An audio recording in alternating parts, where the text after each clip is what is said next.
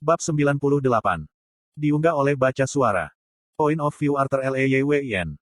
Arthur Lewin, putra Reynold dan Alice Lewin. Dewan telah memutuskan bahwa, karena tindakan kekerasan yang berlebihan baru-baru ini dan keadaan yang tidak meyakinkan yang terlibat, inti mana Anda akan ditahan, gelar Anda sebagai seorang penyihir akan dilucuti, dan Anda akan dipenjara hingga penilaian lebih lanjut. Petik 2.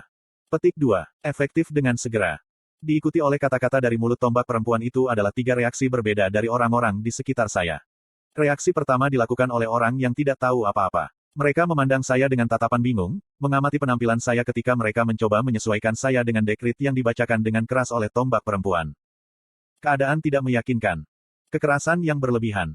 Saya bisa merasakan skeptisisme mereka yang hati-hati ketika mereka diam-diam mencoba mencari tahu bagaimana seorang bocah lelaki, yang baru berusia belasan tahun, dapat menyebabkan dewan sendiri mengeluarkan vonis alih-alih gubernur kota. Reaksi kedua dibuat oleh wajah-wajah bodoh dari kerumunan yang menerima semua. Mereka yang secara buta menyembah dewan serta semua bentuk otoritas yang lebih tinggi. Mereka menganggap kata-kata yang tertulis pada artefak komunikasi sebagai kebenaran Tuhan dan memandang saya dengan mata penuh kutukan. Bisikan mereka bahkan dapat didengar dari tempat saya berdiri saat mata mereka menyipit menjadi tatapan menghina, percaya bahwa saya entah bagaimana bertanggung jawab atas semua yang terjadi di dalam akademi. Reaksi ketiga adalah reaksi yang saya pikir hanya akan saya terima dari keluarga saya. Tidak mengherankan saya, para siswa dan fakultas yang terlibat dalam insiden itu, mereka yang memiliki kekuatan untuk tetap berbicara, semuanya berteriak protes. Karena keluarga saya adalah yang terdekat, saya dapat mendengarnya dengan sangat jelas. In Charger, Yang Mulia, pasti ada semacam kesalahan, ibuku bersuara dari balik pagar. Iya, aku yakin ada penjelasan untuk semua ini. Anak saya tidak akan pernah. Pasti ada penjelasan untuk semua ini, ayah saya mengubah, tahu benar apa yang saya mampu. Ada teriakan protes lainnya, beberapa dari siswa yang saya kenal dan juga dari mereka yang hanya menyatakan kebenaran, yang semuanya diabaikan oleh tombak wanita. Ini tidak masuk akal. Beraninya kamu menghukum orang yang benar-benar berbuat baik. Jika bukan karena Arthur, Anda tombak tidak akan memiliki orang yang tersisa untuk menyelamatkan. Aku memutar kepalaku ke arah sumber suara. Yang mengejutkan saya, itu adalah Kathleen Glader. Dia berbaris ke arahku dengan amarah yang tak terkendali di matanya, sebuah ekspresi yang tidak pernah kulihat maupun harapkan darinya. Aku akan memastikan bahwa ibu dan ayahku akan segera membatalkan keputusan ini. Ayah dan ibumu adalah orang-orang, bersama dengan Raja dan Ratu Grey Shunders, yang memilih mendukung keputusan ini, tombak betina segera menyela. Sementara kata-katanya penuh hormat, ekspresi dan nadanya hanya bisa digambarkan sebagai acuh tak acuh dan kasar.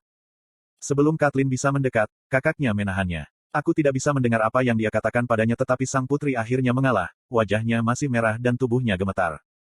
Saya tahu bahwa tidak peduli seberapa banyak saya mencoba beralasan dengan tombak wanita, dia tidak akan mendengarkan. Membiarkanku pergi bukanlah keputusannya. Bisakah aku berbicara dengan keluargaku untuk terakhir kalinya sebelum kau membawaku? Saya bertanya, suara saya keluar lebih cemberut daripada yang saya harapkan. Setelah menerima anggukan singkat dari tombak wanita, aku berjalan kembali ke tempat orang tuaku bersandar pada pagar.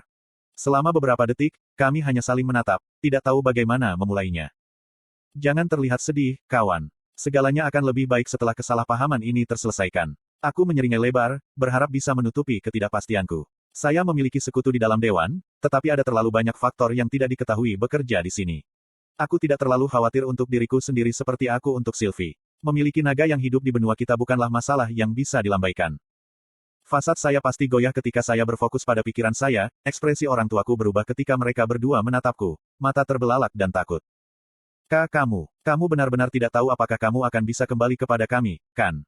Aku tidak bisa menatap mata ibuku ketika dia tergagap, suaranya menetes karena khawatir, sebaliknya, aku fokus pada tangannya, jari-jarinya pucat pasi dan kukunya merah karena betapa kerasnya dia mengepalkan ke pagar besi. Saudaraku, kamu tidak akan pergi kemanapun, kan? Ini semua lelucon, kan? Baik, wajah Ellie berwarna merah pucat dan aku tahu dia melakukan yang terbaik agar tidak menangis terseduh-seduh. Saya berlutut sehingga saya bisa sejajar dengan saudara perempuan saya. Ketika saya mengamati wajahnya yang kekanak-kanakan, saya hampir tidak percaya bahwa dia sudah berusia 10 tahun. Salah satu penyesalan terbesar saya adalah tidak bisa berada di sisinya ketika ia tumbuh dewasa. Saya telah bertemu saudara perempuan saya untuk pertama kalinya ketika dia berusia 4 tahun, dan bahkan setelah itu, saya hanya bersamanya selama berminggu-minggu. Sambil menatapnya, aku hanya bisa berharap bahwa lain kali aku melihatnya tidak akan ketika dia masih remaja. Atau orang dewasa. Aku bangkit kembali, mencabut tatapanku dari Ellie yang wajahnya menegang sehingga bibirnya hampir putih. Aku pasti akan pulang. Aku berbalik tepat pada waktunya agar mataku berair tanpa pemberitahuan. Tombak bernama Alfred menyulap seorang ksatria batu di bawahku, mengangkatku ketika tombak betina memisahkan aku dari Sylvie, membawanya dalam bola es yang disulap. Mendekati kami adalah Lance Byron membawa mayat yang dibungkus adik laki-lakinya yang meninggal ketika tatapannya terus menembus diriku dengan racun murni. Seperti itu, kami pergi. Byron memberitahu yang lain bahwa ia akan mengambil jalan memutar ke rumah keluarganya untuk mengantarkan tubuh Lukas untuk pemakaman yang layak. Aku tidak yakin apakah menjadi penyihir inti putih datang dengan kemampuan untuk terbang, tetapi ketiga tombak itu mampu terbang tanpa perlu mengucapkan mantra apapun, termasuk Satria Sulap yang membawaku. Mataku tetap tertuju pada Akademi Sirus saat semakin kecil semakin jauh kami terbang. Tempat itu sendiri tidak terlalu berarti bagiku, tetapi waktuku di sekolah di dalam kota terapung Sirus adalah tempat yang biasa sebagai siswa penyihir. Saya dianggap berbakat saat itu, tetapi saya masih mahasiswa. Ketika jarak antara saya dan akademi meningkat, saya berpendapat bahwa saya meninggalkan kehidupan saya sebagai siswa biasa. Kami bepergian tanpa kata di langit karena semua upaya untuk memulai percakapan telah gagal. Selembut mereka dalam bagaimana mereka memperlakukan saya, bagi mereka, saya masih seorang tahanan yang menunggu untuk diadili. Papa, apa yang akan terjadi pada kita? Sylvie bersuara di kepalaku. Aku tidak yakin, si level. Tapi jangan khawatir. Kami akan baik-baik saja, saya yakin. Bahkan tanpa dia membalas, aku bisa merasakan emosi yang dia rasakan, ketidakpastian, ketakutan, kebingungan. Mustahil untuk mengatakan dengan tepat seberapa jauh kami telah menempuh perjalanan ke selatan, karena yang bisa kulihat di bawah kami hanyalah pegunungan besar yang membagi benua di Caten menjadi dua. Kita harus berhenti di sini untuk malam ini. Tombak betina turun ke gunung-gunung ketika Lance Alfred dan Ksatria Batu yang membawaku mengikutinya tidak lama setelah itu. Kami mendarat di tanah terbuka kecil di tepi Grand Mountains yang menghadap ke Bisglades. Aku masih dirantai bersama, jadi aku duduk bersandar di pohon, menyaksikan Alfred mendirikan perkemahan di bumi. Diam, Arthur Lewin. Tanpa menunggu saya untuk merespons, tombak betina menjepit artefak di atas tulang dada saya. Seketika, aku merasa mana mengalir keluar dari intiku ketika perangkat tenggelam lebih dalam ke kulitku. **** Anda membaca di https://rednovelfullonline.com ****. Sihirku tidak akan membantuku melarikan diri dari kalian, jadi mengapa pencegahan tiba-tiba? Aku bertanya dengan gigi terkatup. Sensasi mana-mana yang secara paksa terkandung bukanlah perasaan yang menyenangkan. Ada cara lain yang bisa membuat masalah, jawabnya singkat sebelum mengambil Sylvie yang sedang tidur dan mundur ke salah satu gubuk batu yang disulap Alfred. Bagaimana mungkin aku bergumam pelan, kesal. Itu karena kita sangat dekat dengan Bisglades. Aku menoleh ke Alfred, yang duduk di tanah di sebelahku ketika dia mendesah. Kalian adalah Lance, meskipun. Apakah kamu mengatakan bahwa ada binatang buas mana yang bahkan kalian tidak mampu kalahkan? Saya bertanya, sedikit terkejut dengan pendekatannya. Aku belum pernah bertemu sejauh ini, tetapi Bisglades menyimpan banyak misteri yang bahkan Lance harus waspadai, terutama di malam hari, ketika binatang buas yang lebih kuat berkeliaran. Terlepas dari kekuatan kita, Nak, kita masih manusia, jadi kita masih bisa mati. Dengan semua kejadian aneh yang terjadi akhir-akhir ini, orang tidak akan pernah bisa terlalu berhati-hati. Ada keheningan singkat yang hanya disertai oleh angin melolong rendah. Apa yang aku lakukan? Menceritakan semua ini kepada seorang anak kecil, desahnya. Saya hanya menggelengkan kepala. Mungkin karena kamu telah terjebak dengan perusahaan yang menyedihkan selama beberapa hari terakhir. Saya terkejut ketika tombak tua itu meledak menjadi tawa. Kau benar tentang itu, Nak. Biarkan saya memberitahu Anda, menghabiskan waktu bersama Farai dan Baryon bersama-sama lebih menimbulkan stres daripada binatang manapun SS tanda hubung Kla.SS yang pernah saya lawan. Petik 2. Farai. Jadi itu adalah nama tombak betina. Izinkan saya bertanya kepada Anda, Nak. Saya ingin tahu bagaimana Anda menjadi penyihir yang cakap di usia muda Anda. Petik 2. Bagaimana kamu tahu aku mampu? Anda belum pernah melihat saya bertarung, tantang saya. Aku sudah mendengar Byron memberitahuku tentang adiknya, yang kamu bunuh. Saya juga mengumpulkan cerita dari para siswa sambil membantu beberapa di antara mereka sekarang juga, jawabnya, tatapan ingin tahu tergambar di wajahnya yang sudah tua ketika dia mengamati saya.